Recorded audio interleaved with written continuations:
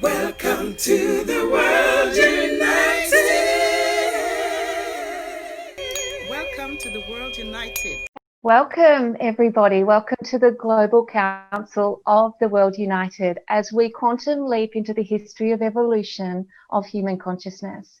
We're with the Third World Parliament on Spirituality, reaching into 6 continents, 7.5 billion population, 1,000 plus spiritual leaders, and 200 nations. And we're coming together for unifying the consciousness of the critical mass, a movement of unity consciousness. And I am Michelle ReinhardtTHEWORLDUNITED, hosting the session today, and I'm so excited to introduce you to our panel. It's an absolute honour to be here with Dr. Yugandhar. He is our visionary. Welcome. An awakened one with the path of spiritual mastery. Please say hello before we continue, and I welcome these other beautiful ladies. Dr. Yugandhar. Yeah, wonderful, Michelle. Thank you very much. So Pleasure. here, It's absolute pleasure. yeah. And Serenity Ravenwolf, welcome, sweetheart. Serenity is an immensely popular, charismatic spiritual catalyst since 30 years, a bestseller and a coach. You're in Perth, is that right, Serenity? No, that would be No. Cynthia. I'm in Brisbane. I'm in the subtropics. Brisbane. Ah, beautiful. I always have just one thing to say to anybody, everybody. I love you. Oh, darling. You're radiant, you're beautiful, you're magnificent. Thank you for being here. And the world is a much better place with you in it. I love you. Oh, we love you. Sweetheart. And Cynthia Harrison, she's a mystic medicine woman and founder of Rhombus Healing Arts in Perth, Australia. Welcome, Cynthia. Thank you. Welcome, everybody. It's lovely to be here. It's beautiful. So I'd love to just take a beautiful deep breath together as we invite into the hearts and souls and minds of all of the people that our message will reach, as we extend a beautiful welcome and heartfelt greeting. It is going to be a beautiful conversation, and we're going to just flow with things. There are a list of questions. However, I invite all of you to jump in and answer as you feel called to, and we'll just allow this conversation to enlighten the hearts and the minds of what we're here for, what we're here to do and achieve together as a global community. And I'd love to get the ball rolling, if you like, with the first question, which is really important to understand. What is consciousness and how is it related to unity? Yeah. Let's go. Let's play. You first, Dr. Yugandhar. You spoke first. Yes. Roll the dice. Totally. Yeah. For me, Yeah. consciousness is just who we are. It's the very core and the very essence of who we are, and everything that is alive and breathes, and even trees, because they're alive, have a consciousness.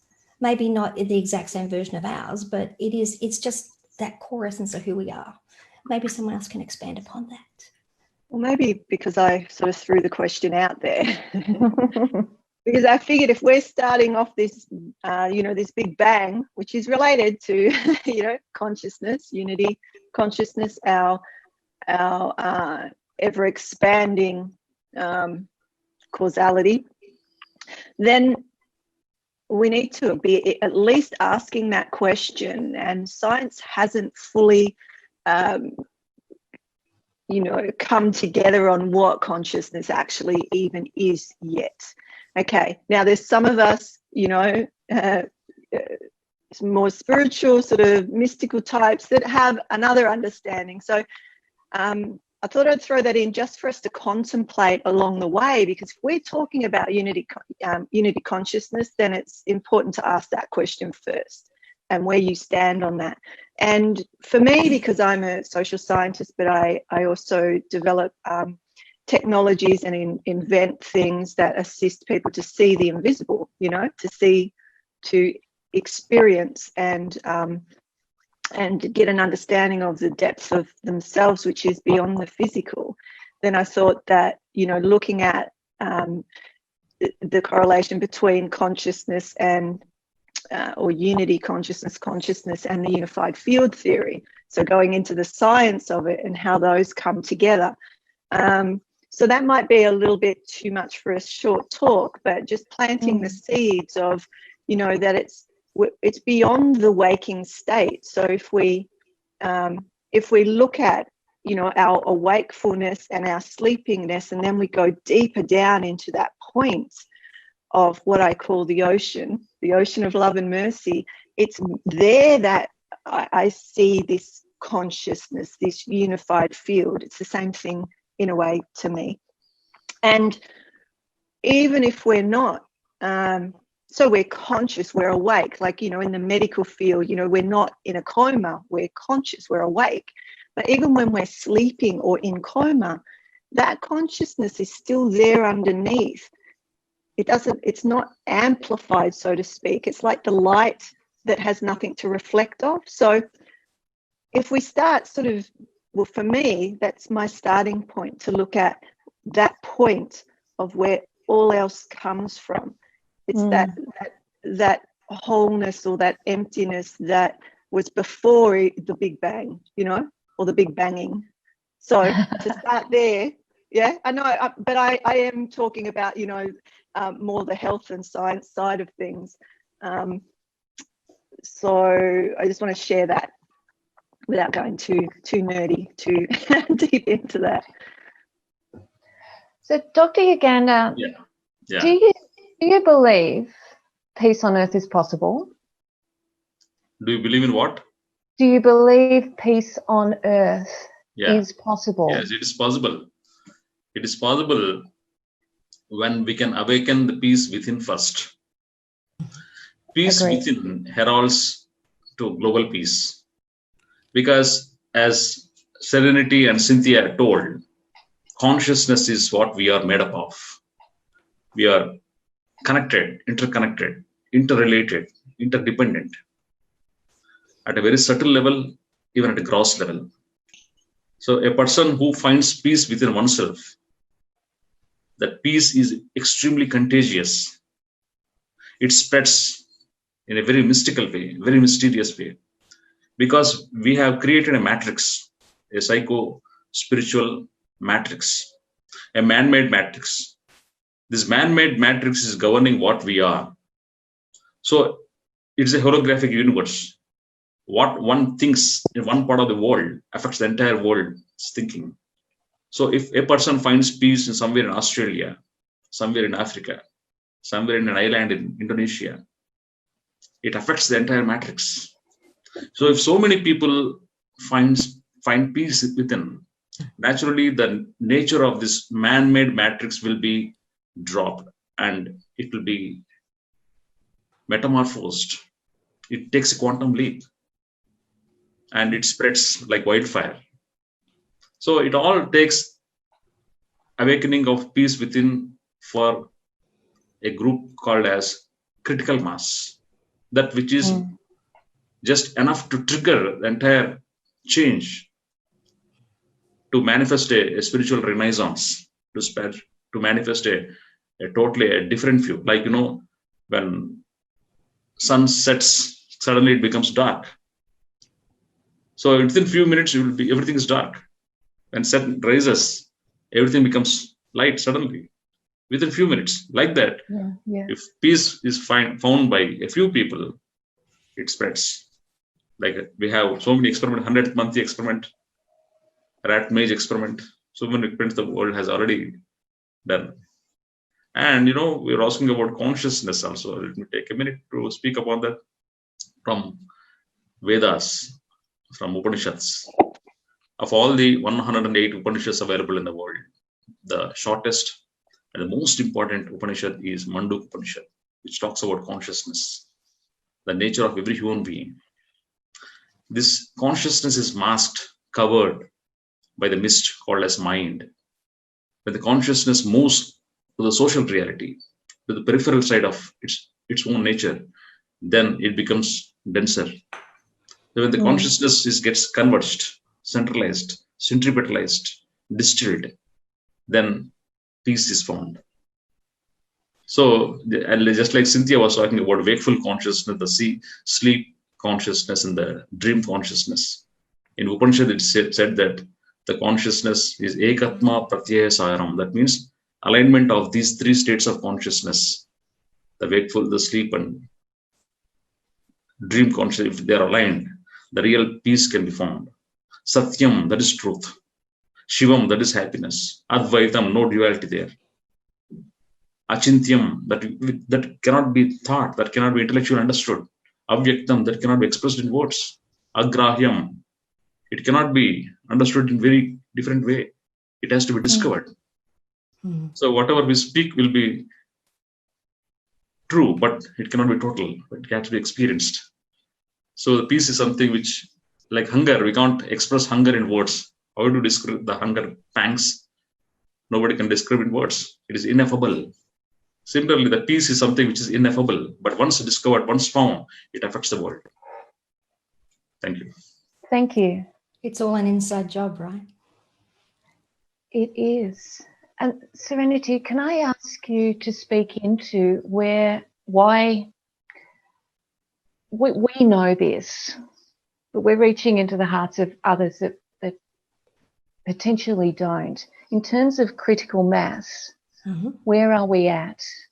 I've heard it from, is it the Institute of Noetic Sciences that do the experiments of peace and meditation, and heart math are connected to that as well. Yes. I've heard them state that it only takes 0.5% of 1% of the whole of the 7.6 some billion people on this planet to reach critical mass. So every bright, awakened light, each one of us that wake from the sleepwalking in the dream of the 3D matrix, that wakes up, is equivalent to like maybe millions of others. So 0.5% or 1% of humanity is only something like 32 million out of 7.6 billion. That's critical mass for the 100th monkey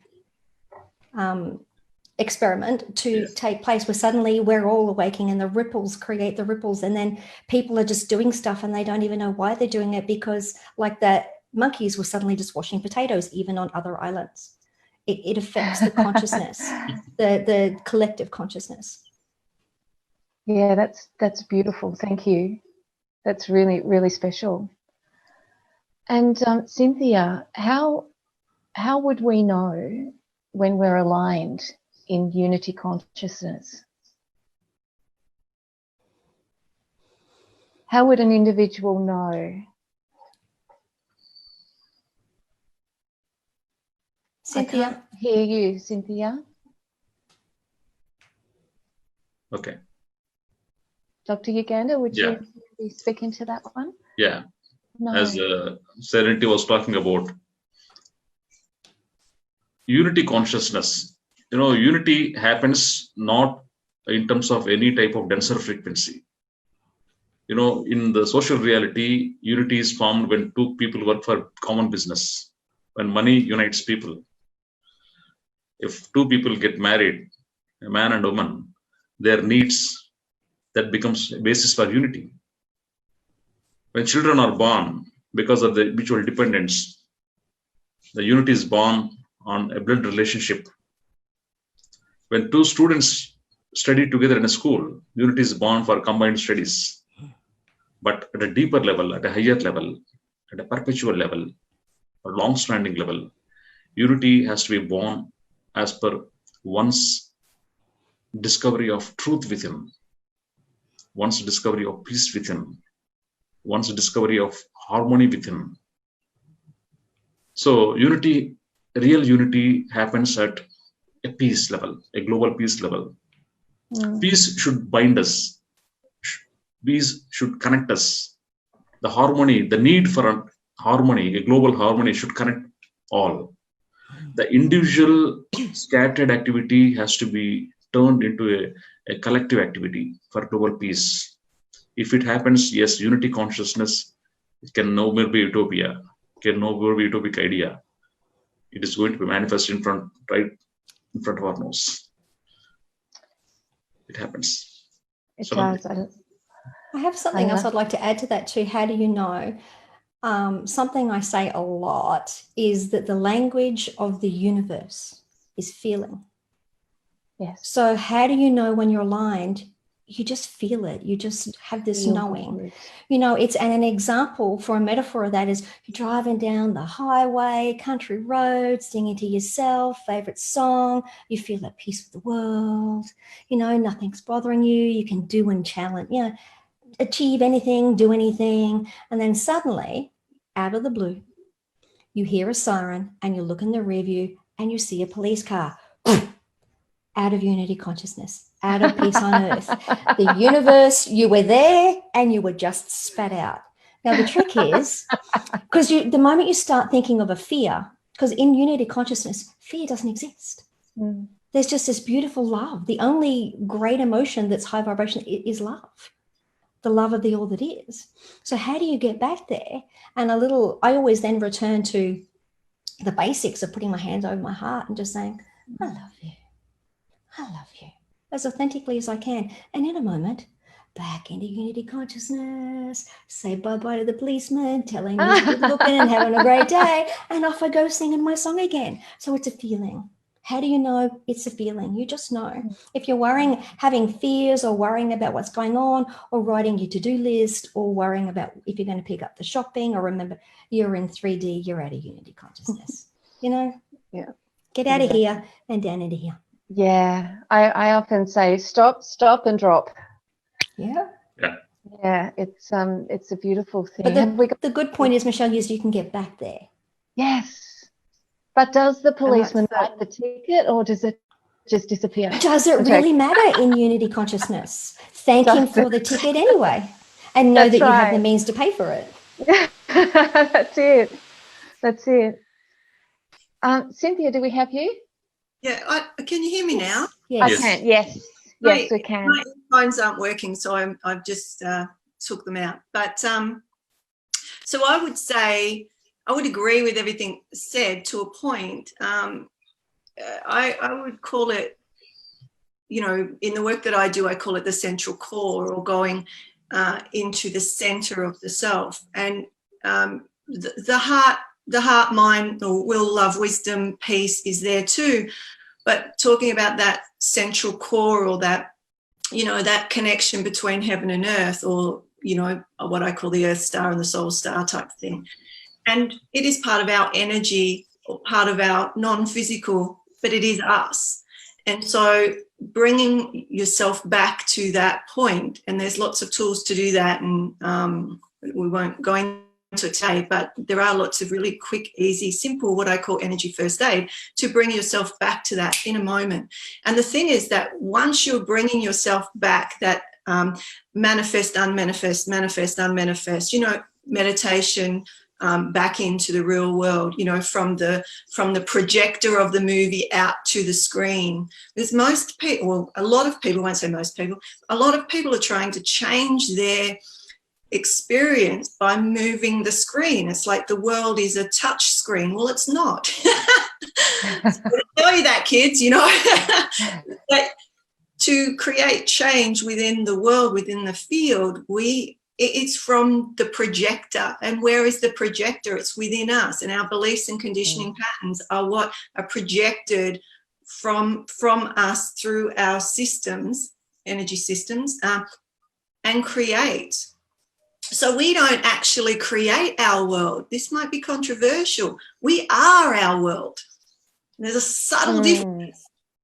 So, you know, we often say, yeah, we are the creators of our world. Yes, on a level, because there's another level that, you know, we are. And that's why I talk about are-ing. We're humaning.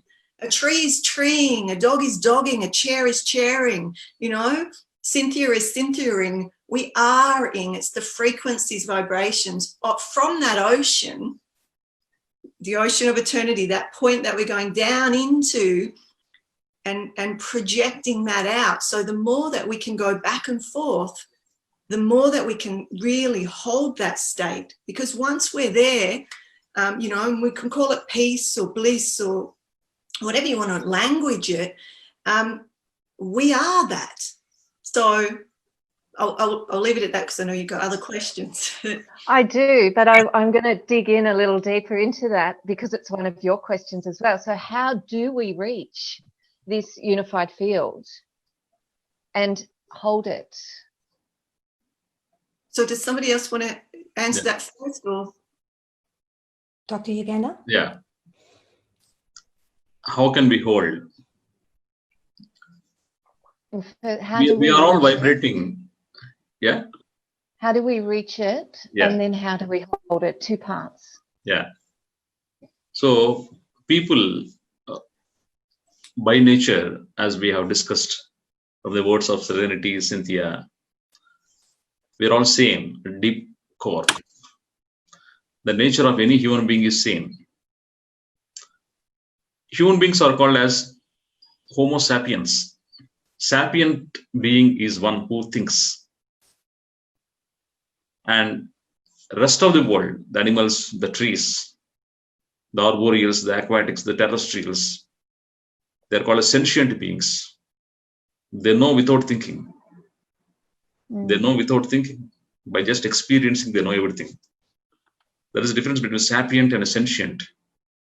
So when human beings turn into sentient beings, without thinking, when a person tries to know things experientially, when the mind drops, the consciousness takes over. We become sentient beings. So, as we have been discussing, we need several such sentient beings. And the World Parliament on Spirituality is one attempt to bring all the sentient beings to make a collective sentient activity. To increase, enhance, accentuate, augment the sentience everywhere, to make everyone a sentient being. So that's how I think it is possible. Yeah. And how you keep that and staying in that vibration for me is you just keep that vibration, that high vibration, that expansiveness, that sentientness, and then you just stay there. And when you can hold that for longer and longer periods of time, because practice makes the master, then you're constantly in unity consciousness. Or as unity consciousness, you become unity consciousness. Back to something Cynthia said, you are it. We are. Yeah. I am. I love, Cynthia, I love your analogy of the projector. We are projecting, and we absolutely are. And that's the beauty of it. Once we actually take responsibility for all of that, we're not only projecting into the lives of others, but into the lives of so many. It's beautiful. Absolutely beautiful. Can I add to that? It might be a question, but can I just add something that I live by metaphor and purely because most of the ancient texts are written in metaphor. So to understand metaphor, then you can understand the ancient ones, right? And start to live that. We're talking about vibration and how we stay in it and what it is and how we are. Okay. I generally am looking at frequency and the strings of resonance. And so, we could say we've got 72,000 nadis that are vibrating through the world. And if we walk through the world without, being conscious of that, now I can just use this. Yes, you can. Yeah, we understand. That we are being strummed like a harp by the environment. Okay? Yeah. If we become a conductor, we play our own symphony. We are the music.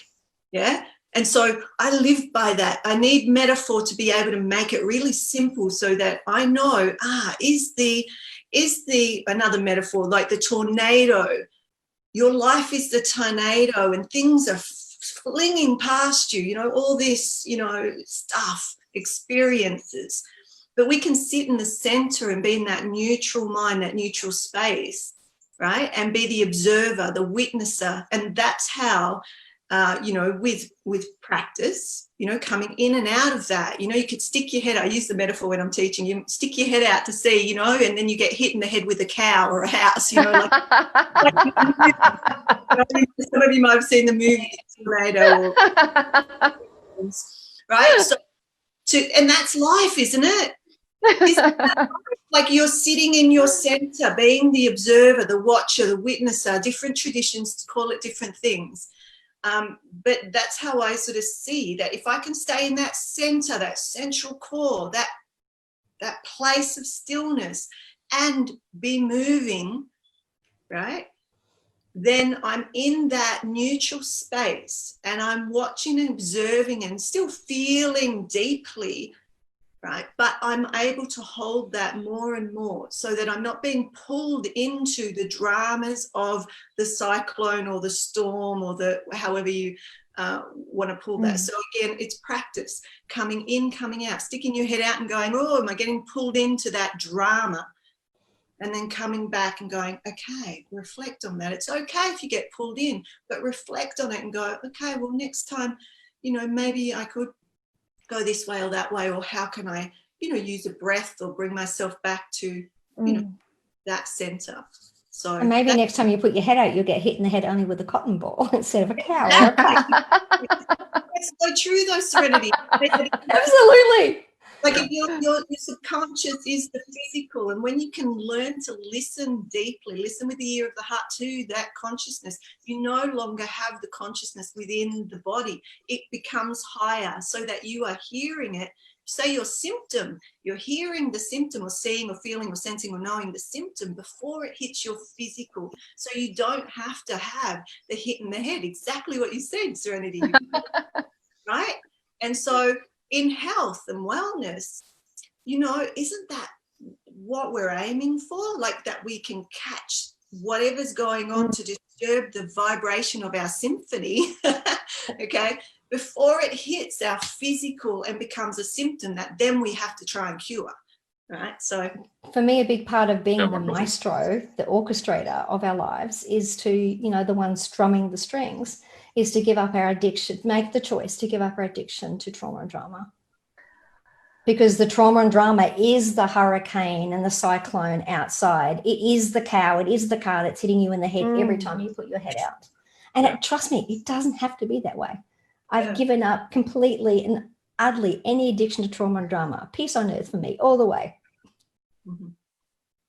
Absolutely. Dr. Yugandhar, would you share with us, please, how you came to bring us together in unity consciousness? So, unity is something very difficult to bring in from others. It has to be sustained with sustained thought of unconditional love. It's sustained, as Serenity was saying, your feeling is governing the universe at a heart level, not at an intellectual level, not at a conceptual level, at a feeling. Feeling is the expression of the soul. Feeling is what people can understand. A child can understand feeling more than a thought, because the nature is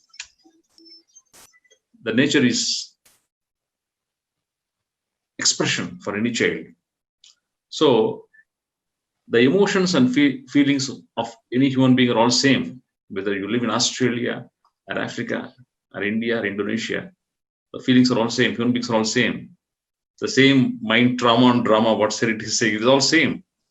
All the dramas are all same everywhere. The mental dramas are same.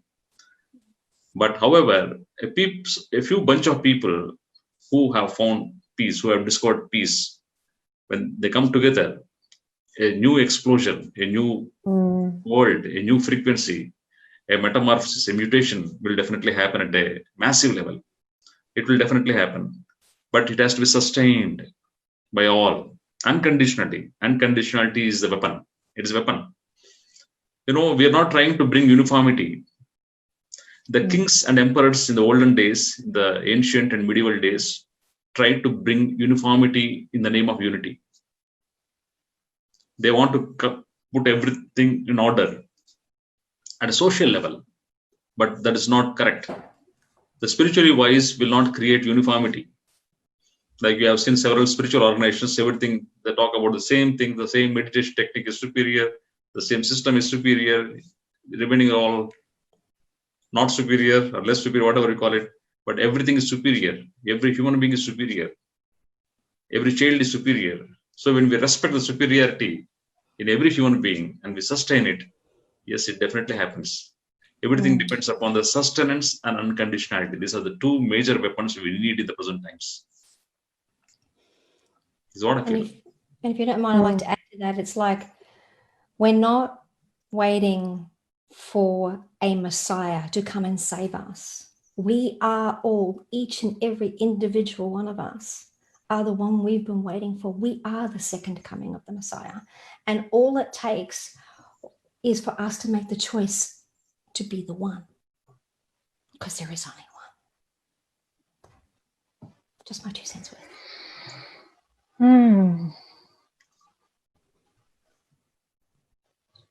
Yes, Cynthia?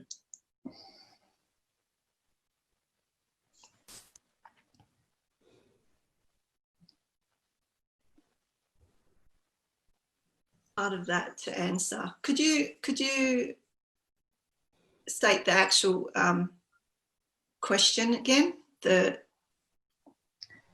We were speaking into Dr. Yugandhar's inspiration to bring unity consciousness forth. I just had something to add to the end of that. Sorry. Well, no, I'm not.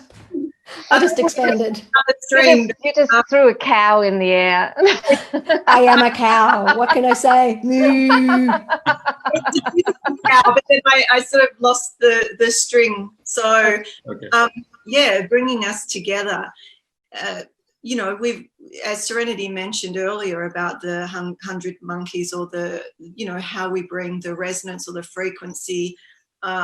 We know that in groups. So when we run groups, we are exponentially expediting the work together.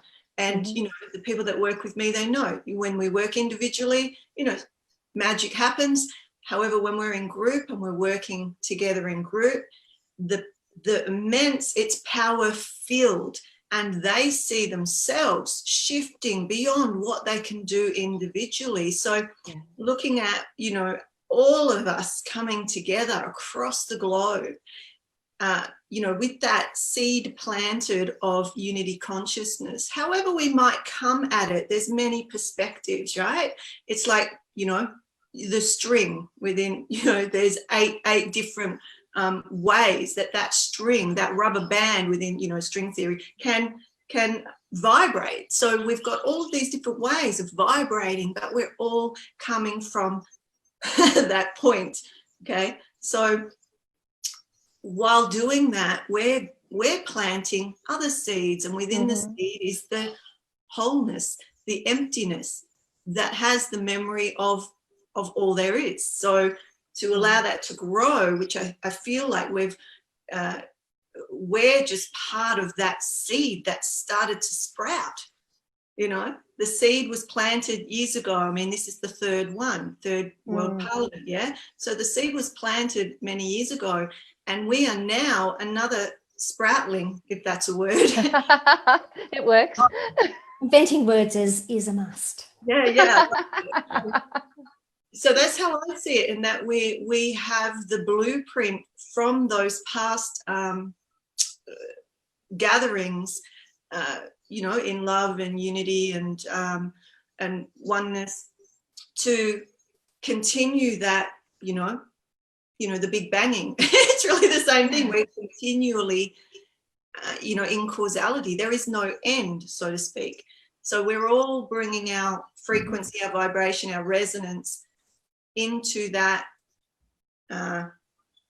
garden, let's call it, and those seeds are being watered and tended to, but the water needs to get to under the ground, to the roots, or to the seed for that sprouting. So if we're looking at how we can impact others, it can't be this superficial sort of what's at the top, because again, with my metaphors, what's underneath, in the ground, in the earth, or the ocean, what's in the ocean, underneath the ocean. If we're all living in the waves, or in the leaves, then we're missing some, well, I'm going to say it just it's my way. You can, there's many perspectives, but we're missing the point. We're watering the leaves, not the root. And so I feel like this is a chance to share, all of us to share across the world, across the globe, many different languages, cultures, understandings, different ways to get to the root, the seed. Yes. Yeah. And for me, it's I'm passionate about it, so I'll just go on and on and on. it's utilizing the concept of the mastermind, and it said, where you and at least one other are, I am also. Yes. And the power that's created from more than one gathering together on a unified topic or unified anything, the sum of the total of what's created, the collective consciousness of that is always exponentially greater than the sum of the people coming together and gathering together to create it. So can you imagine if that's just even with two people? We're talking about millions and billions of people. Yeah. And for that, going back to Dr. Yugandhar, thank you so much from the bottom of my heart for being the initial Om seed to bring this mastermind of unity consciousness together. Just thank you. Thank you. And to add to that, if I may, the importance and that everyone brings their slice of uniqueness forth, because we are all just pieces fitting into this magnificent puzzle, and we need everyone, every piece, so that we all connect so beautifully. Wouldn't be the same without you. No, exactly right.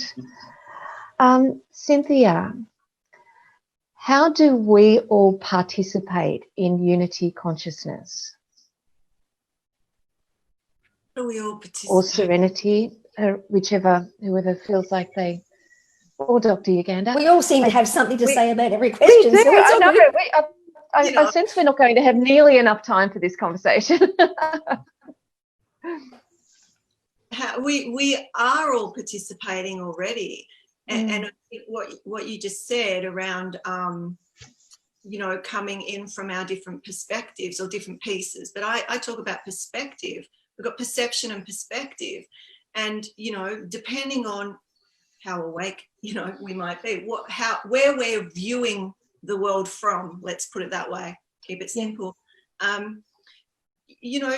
It's about not judging others for maybe not being able to see how you see, because when you've reached that point of stillness, you then can see without the eyes and hear without the ears.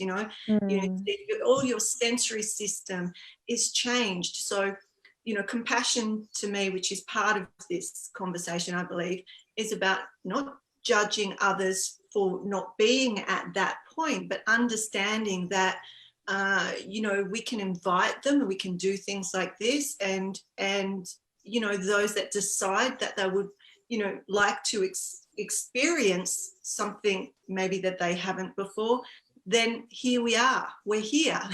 And there will be thousands of people that will be showing up and sharing that maybe they resonate to, and might reach out and just look a little bit deeper, and if it's not for them, so be it. But ultimately, how we all experience it, we're all conscious. It's just dependent on whether you're aware and you're at the observer state where you are observing yourself, the self observing the self. So the path of self-actualization path, right? Yeah, exactly. So I'm not about forcing or pressuring people to do anything or judging them for not being how you or I or we might want them to be. Everybody is where they need to be for this moment in time. So how do we bring them in? I mean, we just share, we just keep showing up. That's what I do. I just keep showing up and sharing and inviting. So yes. Michelle, what was the question again? Sorry. I have no idea. how you can participate. I'm joking. How you can participate in the unity consciousness. Yeah, so I knew I had an answer and I totally forgot the question. I got so involved. I did know. I just wanted to lift it. I know. And to me, the path of unity consciousness is returning back to love. Return to love. Not love like the icky thing human suits do and have, but that divinely loving love of the creator, of the all that is, of God, the universe, flying purple monkeys. I don't care what you call it. It's the same thing, that greater power. And stop being your own world's worst abuser. We are all our own world's worst abuser. And instead, by loving your own heart and getting out of here more often and down to here, practice makes the master, we become our own divinely loving presence and guide. Yes. And to me, that's the path and the next steps for each of us. And that just starts simply by putting your hands on your heart and saying, I love you, as authentically as you can. And yes, it feels weird at first, really weird. But in a moment, it's not in the inner unfamiliar folder, it's in the inner familiar folder. And that's how I got myself to, I can look at anybody and just say, I love you. And I mean it because I love my heart. And that's how I started that. That's beautiful. Yeah, the commonness has to transform into togetherness. And it's back to the inside job, right? Got to start with you loving your own heart. Yeah. And then from your overflowing cup, from the overflowing saucer that the cup is on, we're closer and closer and closer to unity consciousness and sustaining that peace on earth. We are. No, we're not allowed to add anymore. Just I talk a lot and I don't want to take over the whole. But I do feel like this is an important point because, my background is trauma and working with the most oppressed people on the planet, yeah? And so hearing that, some people might go, yeah, right, they can't even like themselves. So Serenity, yes, you're correct, yeah? But on step back and say, I like you. Serenity, you have beautiful eyes. Exactly. Find something you can say. Exactly. If I love you is too big a stretch right now. That's right. So being compassionate and just kindness to the self and building that, and that's how I found, even with traumatized children, their parents aren't even able to love them and care for them. Yeah. So how would somebody who's never felt that, real love, true love, be able to even like themselves? So, if you're sitting there thinking, oh yeah, it's all sort of, love and joy and bliss, because sometimes, I know it's that not. No, and I did mention it feels really weird at first sometimes. And that just is a sign that it's in your inner unfamiliar folder. With practice and with each I love you as authentically as you can. And if you don't like I love you, say I like you. Exactly. You are nice. Kind to and in a moment with practice, it like bit by bit with a file coming over from the back to metaphors and the computer, in a moment, that entire 50 gigabyte file is in this other folder, which is your inner familiar folder. And that's when you can start authentically looking at anybody and saying, I love you and mean it. Yeah. So just really that practice and coming in and out of it. And maybe it is about faking it till you make it. But and if you can only say it 3 times today, say it just 3 times. It'll feel a little less weird tomorrow. Yeah, I love the face it until you make it. Yeah. It's not even faking it. It's just faith. Faith, faith it. I agree with that. Until you make it. Yes. Yeah. No. It. I like that one. Yeah, it's very cool. So, Dr. Yugandhar, I'm always going to come back to you for the tough ones, but this is not tough at all. How will unity consciousness assist individuals and humanity? Individuals and humanity. Where are we going as humanity with unity consciousness? Yeah. As I told, unity is most important than uniformity. Yes. The world has been trying to bring uniformity because of power-mongering souls, be it politicians, be it governmental heads. We are So the world, so they are bringing a lot of divisive consciousness. This divisive consciousness has made us live and feel that I belong to certain nation, certain religion, certain creed, certain color, certain language, certain culture. So the divisive consciousness is in many formats. Unity consciousness is only one format. So unity among diversity. The beauty of the world is to be oneself, but to respect and love everything else. So as I told, the commonness, the common nature of oneself is consciousness. We have consciousness, the wrong word. We are consciousness, basically. So when we are consciousness, why don't we connect with the consciousness within everyone? So the people who have understood or discovered this experientially need to come forward collectively. They need to come forward. Yeah. 2 hands. Because I got you. Yeah. And when they come forward, they do something together. It becomes a family of people who want to be united first. It starts with few people only. It becomes in a humble way. And to me, that goes back exactly to your vision, Dr. Yugandhar, of yes. the world. This togetherness turns into oneness slowly. The commonness turns into togetherness. The togetherness turns into oneness.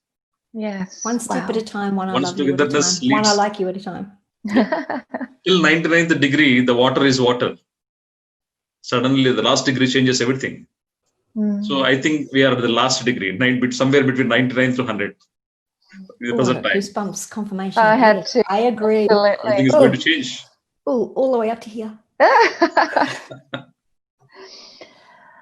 Wow, what a beautiful, beautiful moment of time shared together. I would love to deeply and gratefully thank you, Dr. Yugandhar, Cynthia, and Serenity.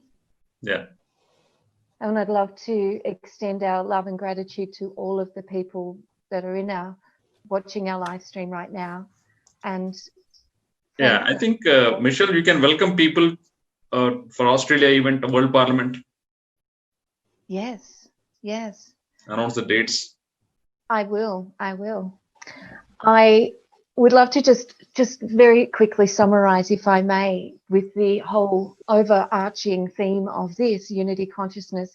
We are love. We are loved, and that is all. That is all. And if anyone can't find that love within themselves, find one of us, because we will love you hard until you can love yourself.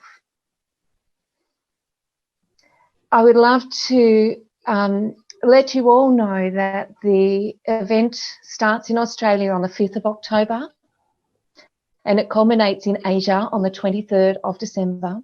We are on a quantum roll. We're on this. We've got it. We're also on the 21st of December, we're inviting 100 million people to meditate. The time in Australia for that is between 5... Oh, it's actually Sydney, 11:30 p.m. Please go to www.theworldunited.com.